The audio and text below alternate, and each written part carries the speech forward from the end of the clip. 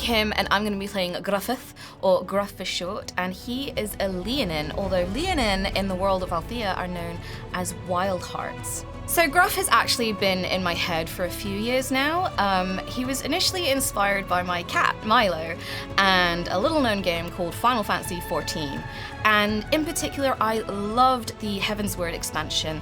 I loved Ishgard, I loved the culture of Ishgard, and I loved the whole culture around knights and the idea of, you know, setting out to be tested and to earn your colors and your armor and just be this really kind of badass and almost revered person because of what you have achieved. Couple that with I became obsessed with Sir Gawain's Green Knight, both the book, the original book, and the movie starring Dev Patel.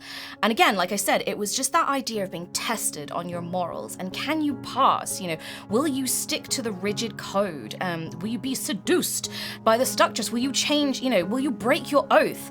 And that just kind of kept ticking with me as we got closer and closer to Campaign 3 happening. And then the last little bit, so Gruff actually, he's setting out rather late in life, and so before he sets out to become a knight on his holy quest, he is a fisherman, and that was a very recent development in my kind of character process.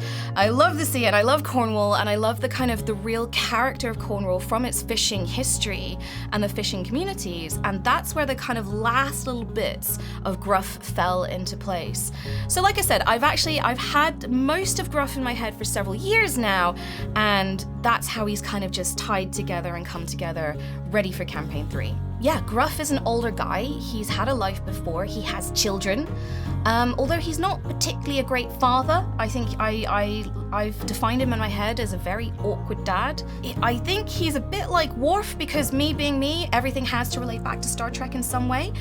So Worf is out on a quest for honor. He holds honor as the highest virtue, but he's a terrible father to Alexander Rishenko. Like, honestly, the worst. And then he always had this dream of being a knight, but his duty to his village, to his kin, came first. But now he's in a place where he can actually go and pursue this dream.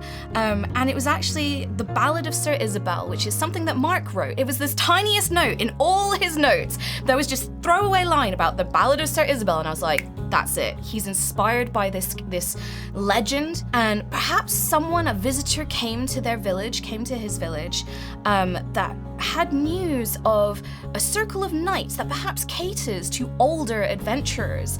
It sparked that dream again, and I actually wrote out some of the virtues here that Mark has written for this circle, which hopefully, Gruff will be carrying this in his pocket, and that will be his main, like, very straightforward vision for his goal and for the reason why he set out into the big wide world. The worst kind of party member Gruff could be teamed up with is someone who's a bit mischievous and who skirts the line of good and bad.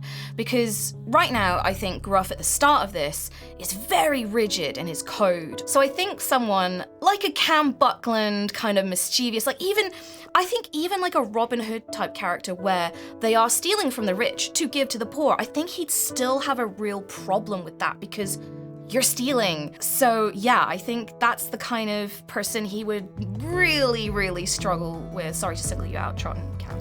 Me being me, I had a lot of thoughts about how Gruff would look, and literally the first thing I did was send our artist a screenshot of my character in Final Fantasy XIV, which was literally the basis for it. So that was quite an easy start. And then it was the kind of inspired by fishermen.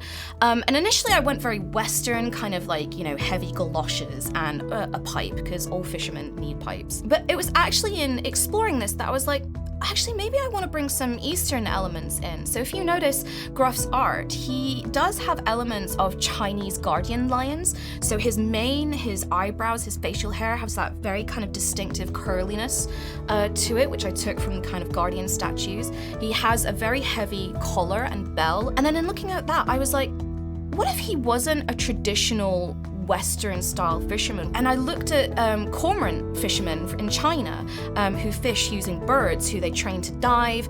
And And I don't know, it just really kind of struck a chord in me where I was like, this is kind of perfect. So yeah, that's kind of the final level of detail that I brought into him. And then of course, it all comes back to Milo being an older cat, a black cat, you know, so a bit roughed up, a bit grizzled, and that kind of speckled white fur, speckled white in his black fur. And that's how you have Gruff. I'm most excited to share Gruff's journey to becoming a knight with the community.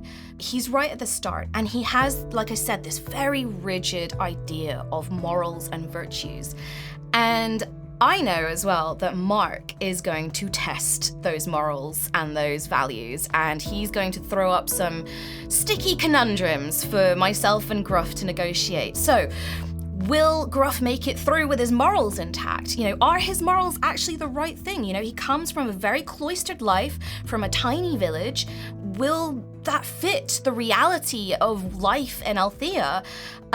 So yeah, will he make it to the end of this journey? Will he be the same person? Will he change his mind as to how the world works at the end of it? So I'm really excited to share that and have the audience come along for that journey. So you'll be able to come along on that adventure with me and everyone else on November 5th on twitch.tv/HighRollersDND.